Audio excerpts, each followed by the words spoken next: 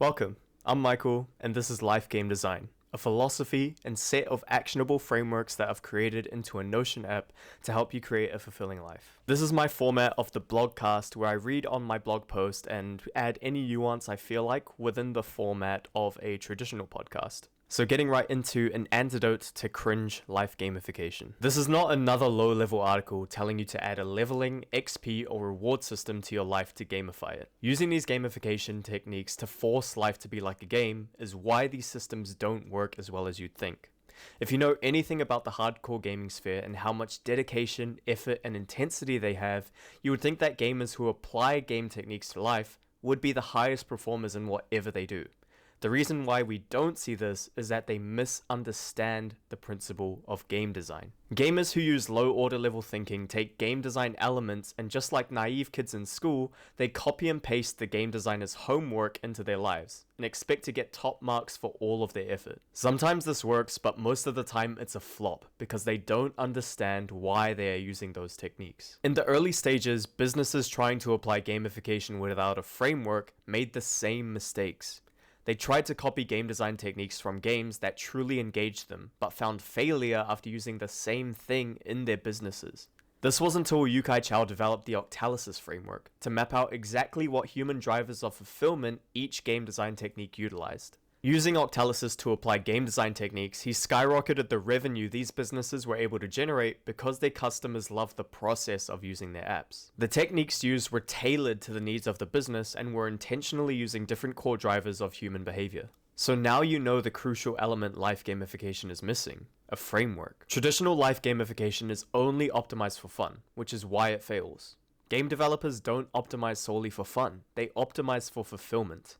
So much of life is not fun. Just like in the hardest games, the majority of gameplay is a drag. For some reason, these gamers who would have played enjoyably horrible games like the Soul series thought that grinding for souls or dying hundreds of times to figure out a boss's attack patterns was fun. Game developers have learned and mastered this principle of designing for fulfillment. They understood that if the end goal is fun, there is no way you would want to do boring things to get that result.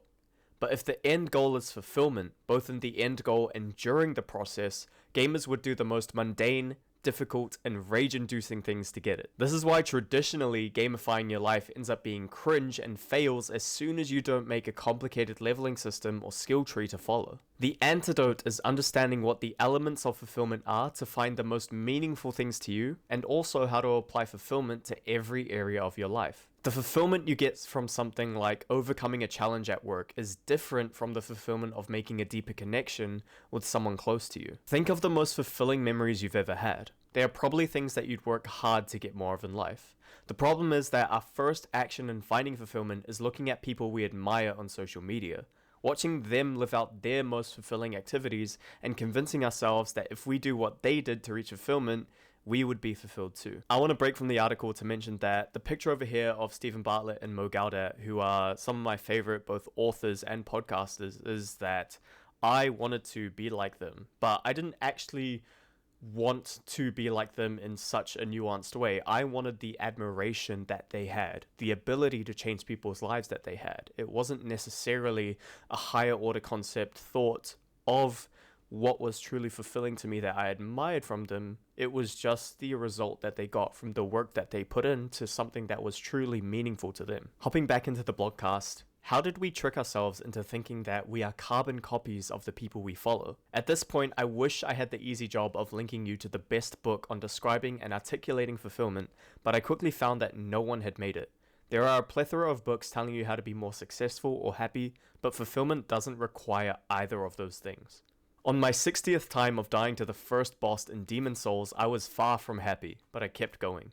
When I finally finished the game, my sense of success was fleeting. I didn't want to end the game, I wanted to keep playing. I did want to mention there was one book that I found that kind of delved into the area of fulfillment, which was by Maxwell Maltz, and it's called Psycho-Cybernetics and Self-Fulfillment. Really, it's an adaptation of Maxwell's first book, Psycho-Cybernetics, into the area of self-fulfillment. It doesn't really establish the core elements of fulfillment and what make it up. Back to the blogcast, fulfillment is the secret tunnel through the mountainous climb of reaching happiness and success. This thought experiment told me exactly why.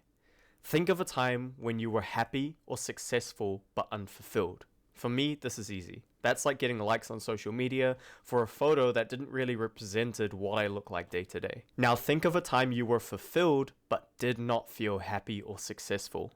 This one really was hard for me to think of, and I still can't think of a time where I felt like this. Here is my fulfillment matrix, built from the elements of fulfillment that create a 4-level tier list of the best memories you can make. They are broken into 2 naming types: productive and experiential. The fulfillment you get from productivity like work and academics is described differently from that received from experiential areas of life like entertainment, traveling, and socializing. I've also included multipliers that increase the level of fulfillment you can get from an experience. One factor is the amount of time you spent on the memory. For productivity, this looks like finishing a long project at work, or experience, spending months creating a piece of art. How much effort it took to achieve will also change how fulfilling it was for you. For productivity, it's like intense focus at work being paid off, or for experience, overcoming the pain of having a difficult conversation. And finally, the story behind the memory.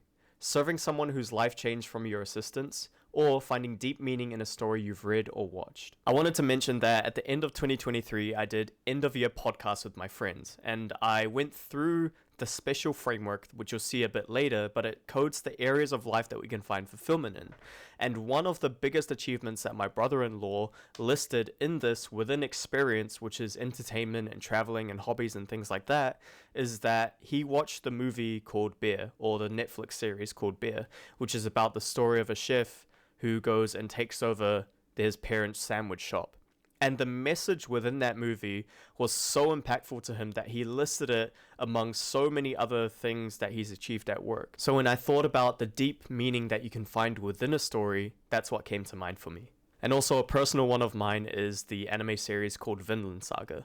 Back to the blogcast, these multipliers may skew some of your memories to feel like they should rank higher. Starting at the base of the fulfillment tier list, the first tier of fulfillment is flow. A term coined by Mihai Csikszentmihalyi, the Hungarian-American psychologist, flow is a state where you lose your sense of time, and you have an extremely intentional and singular focus on the task at hand. It can be achieved by something as simple as gardening, but for me it was my long nights of service at the busiest restaurants at Sky City. It took all my mental focus to perform well, but I loved the adrenaline rush it provided, and each night, even with its plethora of dramas, was extremely fulfilling to me, but not as much as other memories in higher levels of the fulfillment matrix. The second tier of fulfillment is growth and novelty. For me, this looks like trying out a new recipe or visiting a new place, whether it be local or overseas. The times where I applied either growth or novelty are far more memorable and meaningful than just the state of flow. The third tier of fulfillment is service or connection. When I worked at Orbit in the Sky Tower, I remember on Valentine's Days when I didn't have the opportunity to enjoy it myself, but I wanted my customers to have an amazing experience.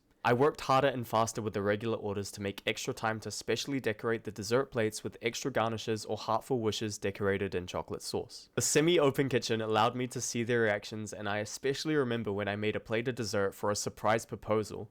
Our team went out to congratulate the couple after, their faces ecstatic. I had already learned great presentation skills from the amazing chefs around me, but being able to use skills I had established to either serve or connect with someone else felt a tier higher than the fulfillment that I got from my solitary moments of growth. The ultimate tier of fulfillment is the combination of both growth or novelty and service or connection. To be clear, I mean one from each bracket for a total of 2, not all 4 in combination. The most fulfilling memory I have of cooking wasn't found in professional kitchens, but at home. It was my 24th birthday, and all I wanted to do was show off my culinary arts to my friends and family. To pull this off, I wanted to create something new that both they and I had never seen made before. It was a recipe crafted from a few key components of dishes I had made at the restaurants that I worked in. The combinations of flavors blended perfectly in my head, but I had doubts about whether it would be the same once plated. My friends would come in and greet me, but as a terrible, awkward host, I would give them a quick hug and leave them to chat with my other friends as I was in my flow state of tasting, mixing, frying, blending, and tasting again. I felt it coming together, and my friends watching me from the sidelines were amazed and a bit bewildered that this was what I wanted to do on my birthday. It all paid off when I saw their eyes and mouths grow wide with excitement as they tasted my dish. From understanding the elements of fulfillment and how they complement each other, I understood exactly why this memory holds such a special place in my heart. The flow growth, and novelty of creating a new recipe in combination with serving my friends and connecting with them over amazing food is one of my most fulfilling memories to this day. Your life is probably not as fulfilling as your favorite game